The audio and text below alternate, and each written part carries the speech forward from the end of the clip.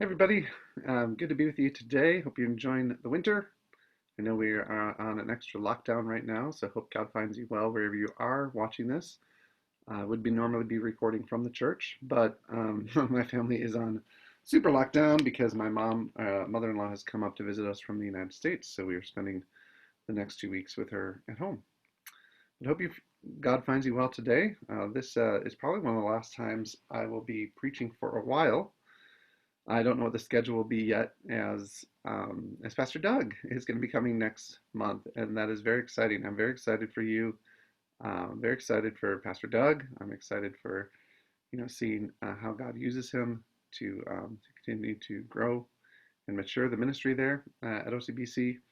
And so I don't know what the preaching schedule will be once he comes, but I'm sure I'll be back pretty soon at some point. But very excited for you guys. And yeah, as you honor, respect, welcome Doug and his family into your community. So that's very, very exciting.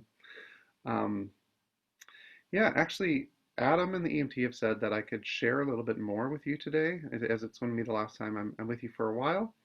To share a little bit more about the ministry that God's called me to and that I'm serving in right now. I haven't really taken any time to share this with many of you um, so far at OCBC, and but yet God's been doing so much cool things over the year that I'm really happy to finally be able to share a little bit with you. So I'm going to just take about probably 10-15 minutes at the beginning, and then I'm going to share the message that God's given me for you today. But there it is. Sorry, I'm going on to here. So I'm serving in something that is broadly called the Ottawa Evangelism Partnership. It's called an evangelism partnership because it's a partnership between two organizations. Um, Our denomination, the Evangelical Free Church of Canada, which is the denomination OCBC belongs to, and Power to Change, which is it's an organization that many of you guys are familiar with. They do a lot of campus ministries, and Rob Montgomery is one of our supported ministries with Christian Embassy. We've supported a number of missionaries with the Power to Change over the years. So ours is a partnership between our denomination and Power to Change. I serve in a ministry of Power to Change called Connecting Streams. Connecting Streams is different. It's a different Power to Change ministry than you might be familiar with. Connecting Streams equips and mobilizes the church to help society's vulnerable populations know Jesus and experience his power to change the world. And through partnerships and teams, we build trusting relationships that foster faith and hopes.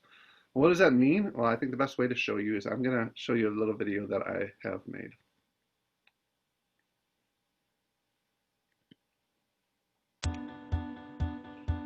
What is Connecting Streams? Connecting Streams exists to equip and mobilize the church to help society's marginalized know Jesus and experience his power to change the world. Yet what do we mean by that? What do we actually do? We are the church, the people of God united through our shared stories of transformation through Christ. While we gather together in buildings regularly, the church is not a building, but a people. However, if we're honest, sometimes we do make it about the building. We run most of our programs here, and often, for someone to hear about this great story of God's salvation in Christ, they are expected to come to us. We call this the attractional model of ministry. The church and our programs are like a magnet, drawing people in so that they can hear the good news. However, we know that the attractional model has significant shortcomings. For one thing, many people simply cannot come to us. They have health issues or shut-ins, or living in long-term care facilities. They may be institutionalized. Poverty and culture may also be a barrier, as they feel they may have to look, dress, or act in a certain way before they could find a place in the church. For these people, the poor, vulnerable, and marginalized, the attractional model simply will not work. We must go to them. Isn't this, after all, what Jesus taught us to do? To go into all the world sharing his message of hope? Jesus modeled this for us in his incarnation. He came among us to meet us where we are at, to show us the hope of the salvation of God. Connecting Streams works with churches to equip and mobilize God's people to reach beyond the walls to meet people where they are at with the love of Christ. Through this incarnational method of ministry, we're not only able to reach people who would not otherwise be reached with the love of Christ, but we ourselves are transformed in the process as we are invited into the life experience of others. How do we do this? Our Connecting Streams team scouts potential opportunities for partnership, such as hospitals, long-term care facilities, seniors' residences, prison and post-prison institutions, and so on. We then develop a strategy for that opportunity. How big a team is needed? How often will they go? And what ministry activities will they participate in? We then develop relationships with stakeholders and foster partnership agreements, navigating any required processes for working with vulnerable people. We then form and train teams comprised of screened volunteers while providing ongoing support once the teams are established. We do all this to help the church and its people build relationships with those outside their walls. We'd love to partner with you. Whether you are a church leader feeling the Spirit's prompting to mobilize your own people to reach beyond your walls into the surrounding community, a Christian that has a unique heart burden for working among society's marginalized, or an organization that is already doing the work but is always looking for more eager volunteers, we'd love to chat with you and talk about how we might connect you together with others seeking to change the world.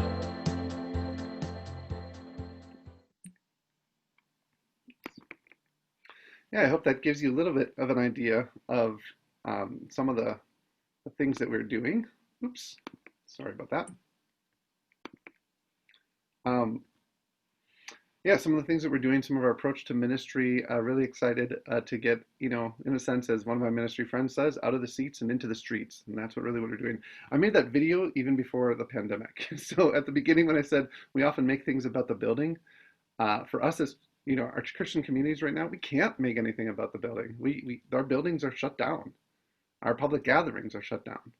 And so for us, we have to look and think of creative ways if we're going to reach the people around us for Christ. And I will tell you, it is an exciting time. I have found, I found this fall an openness among people for gospel conversations that I have never experienced in my life. Just personally, not even in the ministry, but just personally going out and walking my dog. It's almost daily where I have at least the beginnings of a gospel conversation with one of my neighbors. It seriously is. People are wondering what is going on. What is this chaos that is unleashed upon the world? And what is happening? That's going to relate a little bit to my message later. But let me encourage you that there are gospel conversations waiting to be had every single day, no matter where you are, no matter whether you can do it online, no matter once the stay-at-home order is lifted, meeting your neighbors and your friends or just contacting them, calling them. Gospel conversations are just there to be had. Back to Connecting Streams, we operate in 6, we call streams of ministry because we're trying to reach the society's vulnerable populations. So before the lockdown, we had teams going into the prison. We had a team who was working with people who were transitioning out of institutional life, so prison and post-prison ministry.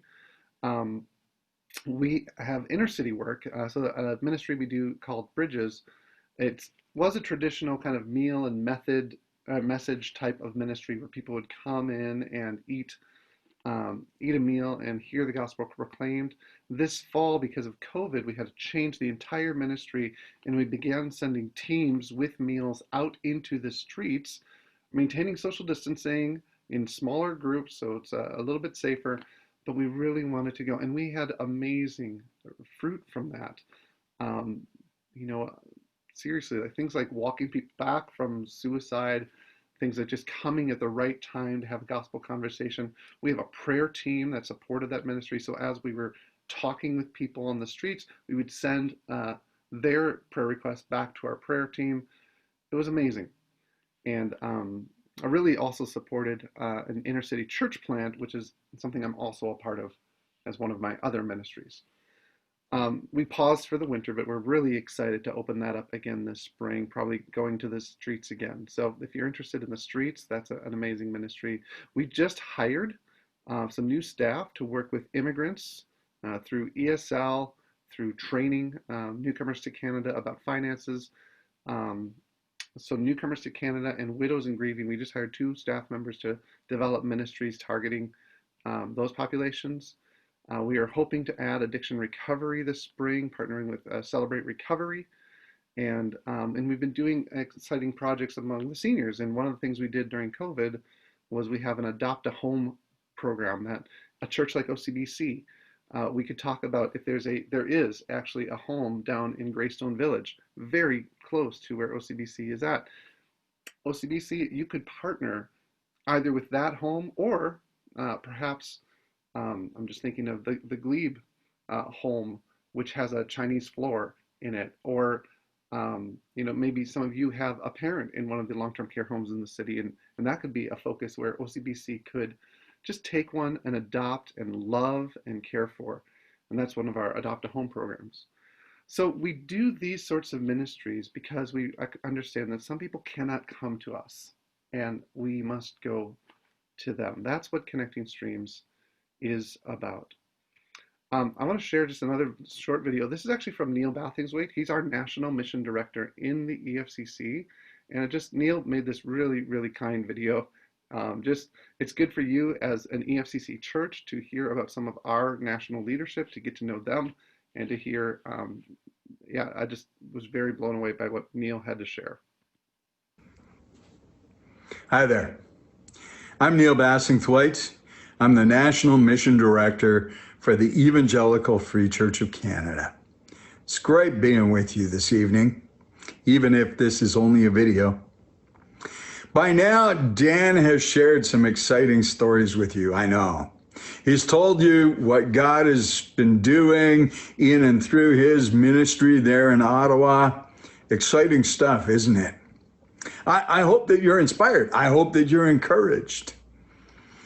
One of the things that we here at the Evangelical Free Church of Canada are passionate about is the mission of Jesus. We're still a mission movement. Right from the time the Free Church was started till now, we've always been a mission movement. That's our heart. That's our core. It doesn't really matter if that mission happens to be on the other side of the globe, or if it happens to be right here in our own country. We feel that the mission of Jesus is vital and important. That's why we're invested in what Dan is doing. That's why he's one of our missionaries. One of the other advantages that we in the Evangelical Free Church of Canada have is that we've always been a kingdom-minded movement too. If there are other groups, other organizations that love Jesus and feel passionate about his mission, we partner. Which is why what Dan is doing fits so well with where we are.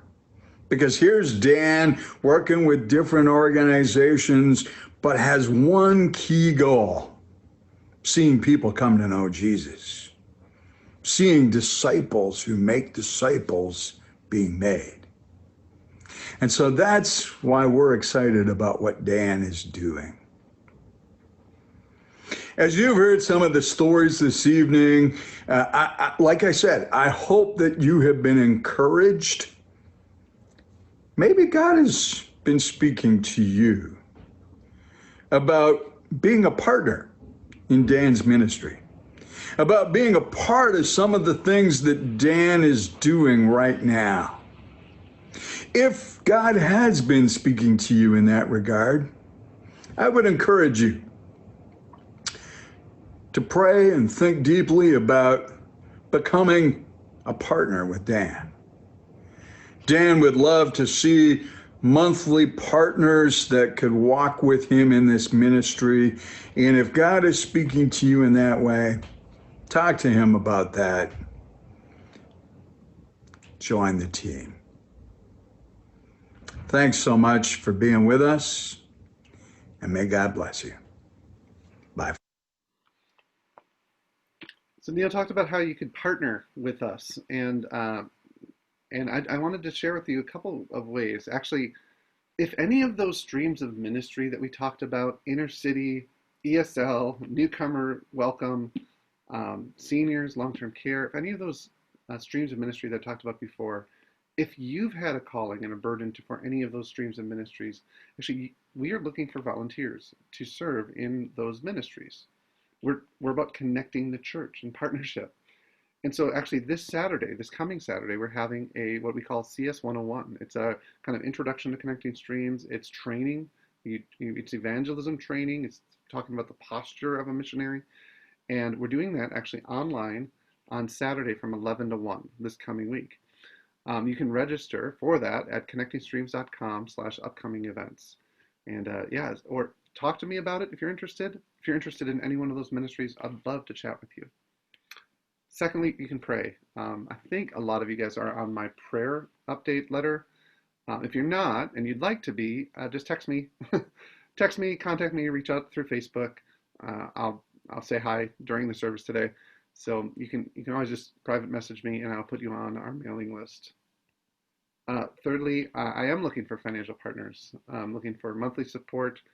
Thankfully, I've never done this before. I've never raised my salary before through this. Thankfully, last year, I was fully supported through the year. And that was very exciting. And I've just seen the faithfulness of God in this. Coming up for this next year, I start all over. And I have about a third of my support in monthly support. But the rest, that means 2/3 of my support has come last year from one-time gifts or occasional gifts. So I am praying about that my monthly support would be raised. It takes a little bit of the pressure off. But I know God's going to survive, and God's going to provide, and I'm going to survive. He's been so faithful. And so I'm not too concerned about this. I'm not actively fundraising, but if God puts it on your heart and you would like to be a financial partner, you can just find the details of that at my website, ottawamissionary.com. And I think, yeah, that's about it. So that's a little bit of what I've been doing over the past year. I'd love to tell you more stories about it, but I just wanted to give you a little bit of an overview. And now that I've kind of done that, we can have conversation. I can tell you some of the really cool stuff that God has been doing. All right. Awesome.